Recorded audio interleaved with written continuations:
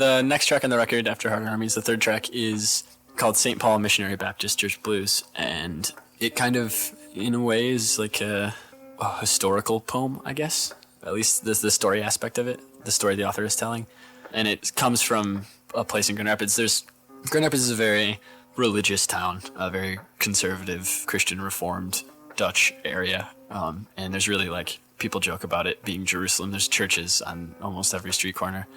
What I wanted to do is I wanted to find some representation of the author's kind of collapse into that abandonment. I wanted to talk about, like, how at one point in time, you know, he was a happy individual and he was a selfless individual, and something happened where that disintegrated, where the person that he was, this, like, you know, full of hope, that person after that loss kind of felt abandoned and then crumbled over time. And there's a church in Grand Rapids, not terribly far from where I live and from where Brad and I work, that for as long as I can remember has been abandoned. And it's such a peculiar sight to see in a city where there's a church on every street corner and they're all very, you know, fairly well kept and attended, and people really care about them. They're a big part of the community, whether or not you're religious or not. And to see a church that I'd never seen people come out of, and that was, the parking lot was overgrown and the sign was all faded and you couldn't see, like, the reverend's name or whatever, and you couldn't see the times, the service times and everything like you see on every church sign. All you could really see was St. Paul Missionary Baptist Church. So that seemed like a perfect kind of symbol for the kind of abandonment I was trying to convey, or I was trying to apply to the author. And the thing that was most poignant to me about the church was that it's in kind of the rough area in Grand Rapids, but the whole front of it is this giant stained glass window. And, you know, pretty much every abandoned building in the area has a boarded up window or something broken or spray paint or something. And this church was just pretty much untouched. That stained glass window in particular seemed like such a perfect target for a vandal, for someone to just throw a rock through, but it had never been touched. So I wanted to talk about how while this character has, you know, been left vacant and disintegrated over time, there's still that stained glass. There's still that thing that makes that person the same as who they were before, or beautiful, I guess. It's a corny word, but so that's kind of St. Paul. So it kind of gives the poem aspect of it, kind of gives this fictional historical account where at the beginning there's all these people coming out of the church and it's a refuge, it's a community for the people in the neighborhood, and then over time, for whatever reason, it gets less and less attended, and then in the end it's this abandoned building for 20 years. And then the last scene in the song is another fictional account of somebody coming and, you know, weeding the parking lot and fixing steps and, like, washing the stained glass window. After that, I talked about how I compared that to the author. I wanted that stained glass window to be a representation of the fact that no matter what the narrator's gone through or what he's putting himself through, there's still that part of who he was before that's unbroken, that's still, you know, still there. And then the last scene is, and the song is the fictional account of somebody cleaning the window, and then the narrator wondering if there's someone like that for him, someone that can wash off the dirt so that part of him still shines through. No, I don't think so. I don't think it's ever established whether or not he is anything at all, whether or not he's, you know, a successful artist or anything. I think it's kind of up in the air.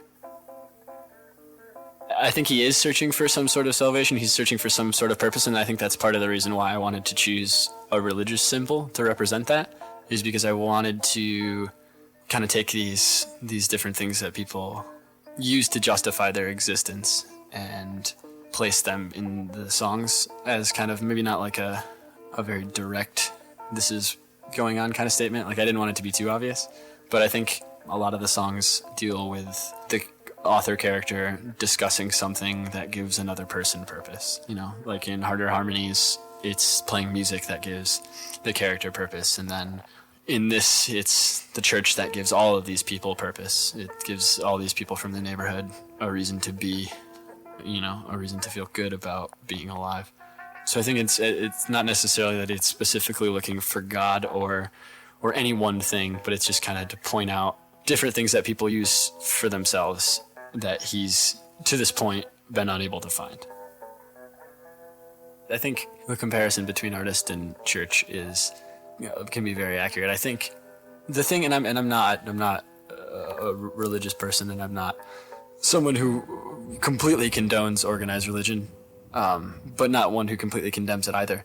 I grew up in the church, and I grew up in a church community that was very positive and that was very familial and caring, I guess, where everyone looks out for everyone else. And I think that is the biggest benefit for a church like that, whether or not you are religious or not. I think it gives you an extended family, and I think people need extended families. I think that's one thing that we've kind of lost throughout the years, and I think that contributes to a lot of the isolation that people feel. And in a church, you are capable of, or you have the opportunity to be a part of a larger family than your own, where there's a network for looking out and for caring for the people around you.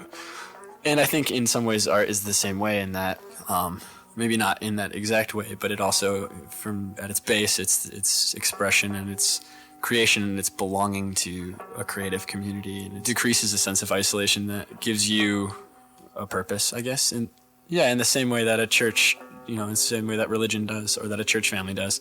But like you said, the more something grows, the more other influences come in, the more that it becomes marred and the original intention becomes obscured. And I think the same thing can happen with churches. Like you said, when churches start to get huge or bigger than that, I mean, there is a certain amount of jockeying for attention and a certain amount of, forgetfulness. You forget why you started doing this in the first place. And I think that happens to artists too.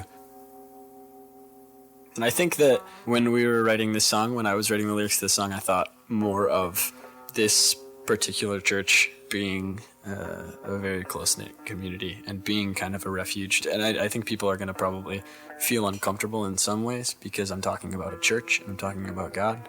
But like I said, I'm not a religious person necessarily, and I don't belong to a church. But I do see that benefit, and it's easy to be put off by mainstream representations of any religion, but I think small religious communities do a great service for the people in them. And I kind of was thinking of St. Paul being that same way, where there's a lot of people who are finding hope, not just through, God necessarily, but through the people around them in the community. And I think it dissolving, why it dissolved, I think is a little bit irrelevant, because I think it's again kind of an unfair comparison for the author to be making. It's kind of an arrogant assertion to say that I'm like this church, but I wanted it to be, when not that it has any his fame or level of success as a writer has any relevance. I think more it's that he as a person felt like he was a good person before this thing, before he let himself get absorbed by this thing.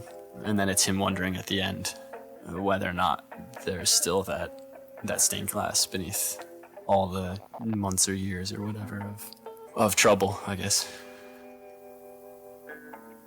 That's why that church stuck with me. That's why I wanted to talk about it. That's why every day I drove by, I paused, because it was so confusing to me that a church can, go out of business, I guess. It seems so strange to me. And I think that was part of the reason why I chose that image. Like, how does this happen?